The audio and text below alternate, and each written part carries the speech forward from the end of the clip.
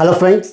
दोस्तों, हमारा जो डेडलॉक के अंदर डेडलॉक हैंडलिंग मेथड्स का कॉन्सेप्ट चल रहा है, जहाँ पे हम ये देख रहे हैं कि डेडलॉक को हैंडल करने के लिए हमारे पास अलग अलग कौन से मेथड हैं। तो हमने 4 मेथड देखे थे, 2 हम डिस्कस कर चुके हैं, deadlock prevention and deadlock avoidance. आज उसका 3rd मेथड डिस्कस करेंगे जिसका नाम है डेडलॉक डिटेक्शन एंड रिकवरी। तो डिटेक्शन एंड रिकवरी थोड़ा सा अलग है हमारे प्रिवेंशन और अवॉइडेंस से, जहाँ पे कि हमने देखा है कि प्रिवेंशन और अवॉइडेंस क्या कॉन्सेप्ट यूज़ करते हैं, वो डेडलॉक को आने से पहले ही उसका इलाज कर देते हैं। बट डिटेक्शन एंड रिकवरी इसका उल्टा है। वो क्या करेगा कि पहले डेडलॉक को आने देगा, देन वो डिटेक्ट करेगा कि भाई कहाँ पे डेडलॉक लगा हुआ है। जब उसको डेडलॉक मिल जाएगा तब उसकी रिकवरी करेगा। तो आज हम यूनिवर्सिटी एग्जाम में मैं आपको बता दूं, डायरेक्टली क्वेश्चन ऐसे नहीं आता, सिर्फ ये आएगा कि डेडलॉक हैंडलिंग मेथड्स को एक्सप्लेन करो, तो उसमें आपको ये कॉन्सेप्ट बताना पड़ेगा। जल्दी से देख लेते हैं कि डिटेक्शन के अंदर हमारे पास अलग अलग कौन सी अप्रोचेज है जिसके थ्रू ये डिटेक्ट करता है। तो पहली अप्रोच है हमारे पास रिसोर्स एलोकेशन ग्राफ वाली, जहाँ पे हमने क्या देखा है कि अगर मेरा जो रिसोर्स है वो सिंगल इंस्टांस वाला हुआ, ओके, तो मान के चलते देखो एग्जांपल में कि डेडलॉक मान लो कि सिस्टम के अंदर लग गया है, तो आरएजी में अगर वो सिंगल इंस्टांस का कॉन्सेप्ट यूज करता है रिसोर्सेज के अंदर, तो वो क्या करेगा, साइकिल डिटेक्शन एल्गोरिथम को चलाएगा। इसको चलाने के बाद अगर उसको कोई साइकिल मिलती है रिसोर्सेज एंड प्रोसेसेस के बीच में, तो भाई वो समझ जाएगा कि यहाँ पे डेडलॉक मिल गया है और यानी कि डेडलॉक डिटेक्ट हो चुका है।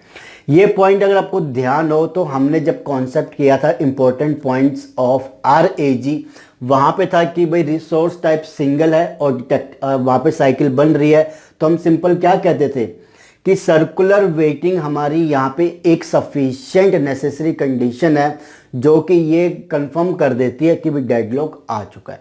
ओके, तो वहीं से पॉइंट्स उठाए हुए हैं सारे बेसिकली। दूसरा तरीका क्या है डिटेक्ट करने का, अगर मेरे पास ये जो रिसोर्सेज है मल्टीपल इंस्टांस टाइप के हुए, यानी कि एक से ज़्यादा टाइप के हुए और ज़्यादा वैल्यू के हुए, तो वहाँ पे क्या करना है, वहाँ पे हमारा वो आरएजी वाला कॉन्सेप्ट नहीं चलेगा। तो सिंपली हम वही करेंगे कि करंटली कितने एलोकेटेड है प्रोसेसेस को, करंटली कितने अवेलेबल है, देन उनकी नीड क्या है प्रोसेसेस की, जिसके बेस पे हम क्या करेंगे, आखिरी में जाके चेक करेंगे कि क्या प्रोसेसेस की जो नीड है वो फुलफिल हो पा रही है या नहीं हो पा रही। मतलब कि यहाँ पे हमें कोई सेफ सीक्वेंस अगर नहीं मिला, सीधा बोलेंगे डेडलॉक लग गया है।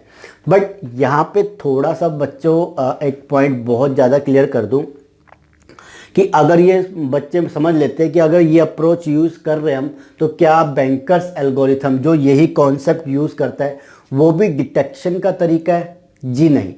देखो, बैंकर्स एल्गोरिथम का कॉन्सेप्ट जुड़ा हुआ है अवॉइडेंस के साथ, जहाँ पे चीज़ क्या होती है, डेडलॉक को आने से पहले रोकना। बट यहाँ पे क्या चीज़ है, डेडलॉक लग जाए तब हम ढूंढते फिरते हैं कि भाई कहाँ पे डेडलॉक लगा, किन प्रोसेसेस के बीच में डेडलॉक लगा है। तो थोड़ा सा फर्क तो है, ठीक है। तो बैंकर्स एल्गोरिथम को आप डिटेक्शन का तरीका मत समझ लेना। अब यहाँ पे हम रिकवरी का मेथड देखते हैं। रिकवरी के अंदर क्या है कि भाई अब तक तो हमें डिटेक्शन में ये मिल गया कि कहाँ कहाँ पे किन किन प्रोसेसेस के बीच में डेडलॉक लग गया। रिकवरी में क्या कहता है कि हम एक फंडा यूज़ करते हैं जो क्या है कि हम प्रोसेसेस को किल करना शुरू कर देते हैं, यानी कि उनको अबॉर्ट कर देते हैं, कि वहाँ से हटा ही देते हैं पूरा का पूरा। तो डिफरेंट तरीके हमारे पास किल करने के लिए, उसको देख लेते हैं। पहला जो सबसे आसान तरीका क्या है कि सारे के सारे प्रोसेसेस को ही किल कर दो। भाई जितने भी जिनके प्रोसेसेस के बीच में डेडलॉक है उनको पकड़ो और उनको सिंपली किल कर दो। बट ये अप्रोच इतनी इजी नहीं है और इतनी कन्वीनियंट नहीं है कि आप सपोज करो 20 प्रोसेसेस के बीच में अगर डेडलॉक लग गया तो क्या आप सारे के सारे उन 20 प्रोसेसेस को किल करोगे? हो सकता है कोई प्रोसेस बहुत ज़रूरी काम कर रहा हो, देन इसलिए ये इतना कन्वीनियंट नहीं था। इसकी एक सिंप्लीफाइड अप्रोच क्या थी कि हम एक एक करके प्रोसेसेस को किल करेंगे। एक प्रोसेसेस को किल करके हम ये देखेंगे कि क्या कोई डेडलॉक अभी भी लग रहा है। अगर ऐसा है कि डेडलॉक है, देन क्या करेंगे, दोबारा से दूसरा प्रोसेस करेंगे, देन फिर चेक करेंगे, तीसरा करेंगे, फिर चेक करेंगे। ये तब तक करेंगे जब तक हमें ये ना मिल जाए कि भाई डेडलॉक अब हट चुका है। इसके बाद हमारे पास कई सारे क्राइटेरियाज है प्रोसेस को किल करने के लिए, जैसे कि भाई हम एक लो प्रायोरिटी प्रोसेस को पहले किल कर देते हैं। यहाँ पे क्या होगा कि हाई प्रायोरिटी के और लो प्रायोरिटी के हमारे पास प्रोसेसेस होंगे। लो प्रायोरिटी वाले को क्या पकड़ेंगे, भाई तू आ और तू इसका काम तमाम कर देना, सिंपल सी बात। उसमें सबसे बड़ा फ़ायदा क्या होगा कि हमें पता है लो प्रायोरिटी के जो काम होते हैं, प्रोसेसेस होते हैं, वो इतना कोई सिक्योरिटी वाला कोई हाई फाई काम नहीं करते, ठीक है। तो इससे बेटर कि हम एक हाई प्रायोरिटी वाले को भी किल कर दे इस चीज़ के अंदर, इससे बेटर हम लो प्रायोरिटी बेस पे चले और उनको किल करते। नेक्स्ट क्राइटेरिया क्या कहता है कि भाई जिस प्रोसेस का काम कम होगा, कंप्लीट होगा, हम उसको किल करेंगे। लाइक इस प्रोसेस का काम 75% हुआ है, इसका 61% हुआ है, और इनके बीच में अगर डेडलॉक लगा है तो क्या करना है, इस 61% वाले को किल कर देंगे। भाई जिसका काम ज़्यादा हो गया उसको अगर किल करोगे तो वो दोबारा से टाइम लेगा, रिसोर्सेज लेगा, इससे बेटर कम वाले को कर दो। ओके, नेक्स्ट हमारे पास क्या क्राइटेरिया है कि भाई maximum number of resources holding process. जो प्रोसेस सबसे ज़्यादा रिसोर्सेज को होल्ड करके बैठा है हम उसको किल कर देंगे। लाइक इसने 20 पकड़ रखे हैं, इसने 10 पकड़ रखे हैं, तो किसको किल करने वाले हैं, सिंपल सी इसी को किल करने वाले हैं।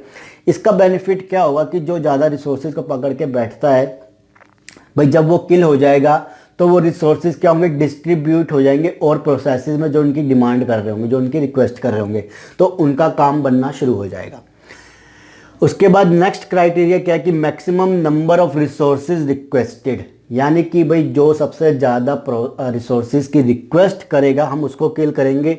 इसने 10 की डिमांड करी, इसने 25 की करी, तो भाई पहले तुझे किल करते हैं, क्योंकि तू ज़्यादा होल्ड करके बैठेगा, दूसरे का काम भी नहीं होने देगा और तू ऊपर से डेडलॉक भी ला रहा है, तो इसको किल करेंगे। ठीक है, तो ये था हमारे पास डेडलॉक डिटेक्शन एंड रिकवरी। जो हमारे पास फोर्थ हैंडलिंग मेथड है यानी कि डेडलॉक इग्नोरेंस, उसको भी डिस्कस कर लेते हैं क्योंकि इतना बड़ा टॉपिक नहीं है। डेडलॉक इग्नोरेंस के बारे में मैंने आपको एक ओवरव्यू वीडियो के अंदर बताया ही था कि उसमें हम सिंपली क्या करते हैं, इग्नोर कर देते हैं कि जैसे कि डेडलॉक नाम की कोई चीज़ ही नहीं है। जैसे कि देखो आपके पास ऑपरेटिंग सिस्टम है विंडोज़ और दूसरा यूनिक्स, या कई और भी इस कॉन्सेप्ट को यूज़ करते हैं डेडलॉक इग्नोरेंस को अपने सिस्टम के अंदर डेडलॉक को हैंडल करने के लिए। उसका रीज़न क्या है, क्योंकि इन्होंने काफ़ी टाइम की एनालिसिस के बाद ये चीज़ पाई कि अगर जो हम अपने सिस्टम में ये डालते हैं तो ये कितने टाइम के बाद आ रहा है, कई महीनों के बाद ये एक बार आता है या कई सालों में आता है, और जब ये आता है तो इतना सीवियर इफेक्ट करके नहीं जा रहा सिस्टम के अंदर या कोई डैमेज करके नहीं जा रहा, जिसकी वजह से कोई हमें इतनी बड़ी ज़रूरत नहीं कि हम एक डेडलॉक प्रिवेंशन, एक डेडलॉक अवॉइडेंस, एक डेडलॉक डिटेक्शन एंड रिकवरी का कॉन्सेप्ट उनके अंदर डालें। जिस वजह से यूनिक्स हो गया, माइक्रोसॉफ्ट हो गया, या कोई और ऑपरेटिंग सिस्टम क्या करने वाले हैं, इस इग्नोरेंस के कॉन्सेप्ट को यूज़ करते हैं। सीवियर इफेक्ट होना नहीं और कई सालों में चीज़ डेडलॉक की आनी है, तो क्यों इतनी बड़ी हार्ड कोडिंग करें, सिंपल आए और जाए। डेडलॉक नाम की कोई चीज़ एग्जिस्ट ही नहीं करती उनके अंदर। सिस्टम हैंग हो गया, प्रोसेसेस काम नहीं करे, task manager control all delete दबाओ, टास्क मैनेजर में जाओ, उस प्रोसेस को जाके हम क्या करते हैं, एंड टास्क कर देते हैं, मतलब प्रोसेस को किल कर देते हैं अपने आप, या फिर सिस्टम को डेडलॉक में पड़े रहने देते हैं। वो आपकी मर्जी है, बट तरीका उन्होंने सॉल्यूशन दे रखा है, खुद नहीं करते बट यूज़र को बोल दिया जाओ और कर लो। ठीक है, तो ये हमारा हो गया डेडलॉक हैंडलिंग मेथड का कॉन्सेप्ट। इसके साथ हमारे डेडलॉक का ये कॉन्सेप्ट पूरा कंप्लीट हो चुका है, सेक्शन कंप्लीट हो चुका है।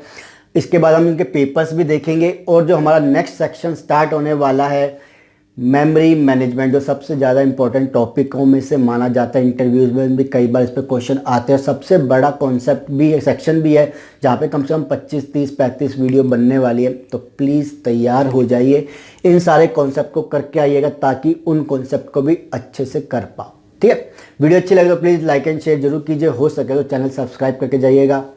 Thank you.